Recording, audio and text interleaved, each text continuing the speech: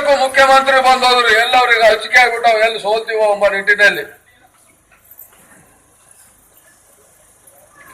ಇವತ್ತು ಕರ್ನಾಟಕ ರಾಜ್ಯದಲ್ಲಿ ಕಾಂಗ್ರೆಸ್ ಸರ್ಕಾರ ಇಟ್ಕೊಂಡು ಇವತ್ತು ಭಾರತ ದೇಶದಲ್ಲೇ ಇಷ್ಟೊಂದು ದೊಡ್ಡ ರೈತರ ಆತ್ಮಹತ್ಯೆ ಎಲ್ಲಿ ನಡೆದಿಲ್ಲ. 900ಕ್ಕಿಂತ ಹೆಚ್ಚಿಗೆ 6 ತಿಂಗಳ ಒಳಗಡೆ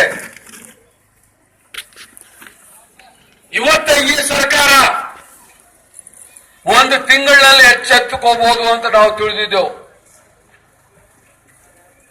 ಇಲ್ಲ ಯಾವುದೋ ಒಂದು ಕಾರಣದಲ್ಲಿ ಆಗಿರ್ಬೋದು, 2 ತಿಂಗಳು, 3 ತಿಂಗಳು, 4 ತಿಂಗಳು. ಆದ್ರೆ ಇವತ್ತು 6 ತಿಂಗಳಾದ್ರೂ ಈ ರೈತರ ಪರವಾಗಿ ಎಚ್ಚೆತ್ಕೊಂಡಿಲ್ಲಲ್ಲ. ಇದು ನಿದ್ದೆ ಅಲ್ಲ, ಇದು ಕುಂಭಕರ್ಣ ನಿದ್ದೆ ಮಾಡ್ತಾ ಇದೆ ಸರ್ಕಾರ. ಕುಂಭಕರ್ಣ ನಿದ್ದೆ.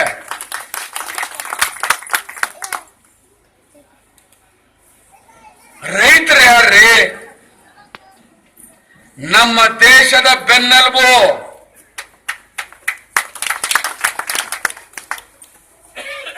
ನಮಗ್ ಕೊಡಂತ ಅನ್ನದಾತ.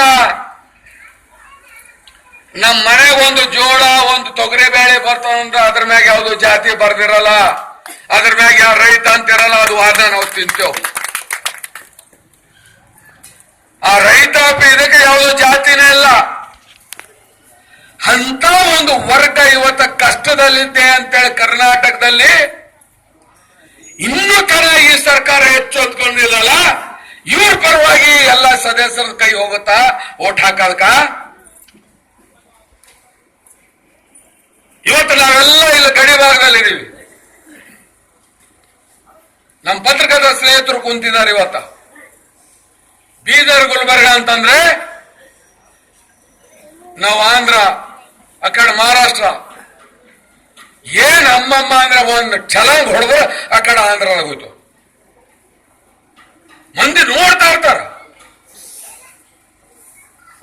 ನಮ್ ಗಾಡಿ ಹತ್ಕೊಂಡು ಹೋಯ್ತಿಲ್ಗೆ ಆ ರೋಡ್ಗಳು ಹೆಂಗವ, ನಮ್ ಗಾಡಿ ಎತ್ಕೊಂಡು ಬರ್ತಿಲ್ಗೆ ನಮ್ ರೋಡ್ಗಳು ಹೆಂಗವ. ಇಲ್ಲಿಂದ MLA ಅದು ಮತ್ತೆ ಗೂಟದ ಕಾರ್ ಬೇರೆ ಅವ್ರಿಗೆ ಕೊಟ್ಟಿದ್ದಾರೆ. ಅವ್ರಿಗೆ ವಿಧಾನಸೌಧದಾಗ 2.5 ವರ್ಷ ಆಯ್ತು. ಅವತ್ತೇ ಬಂದ್ರೆ ಹೇಳಿದ್ದೆ ನಾನು, ಅದು ಹೆಂಗ ನೀವು ಚಿಂಚೋಳಿ ಮಂದಿ ಹಿಂಗ್ ನಡ್ಲೇತೀರಪ್ಪ ಅಂತೇಳಿ. ನಿಂಬಲರ ಉಳಿತು. ನಮ್ ಚಾಂಗ್ಲೇರ್ ರೋಡ್ ನಾನು MLA ಇದ್ದಾಗ ಶಾಂಕ್ಷನ್ ಆಗಿಂದ ರೊಕ್ಕ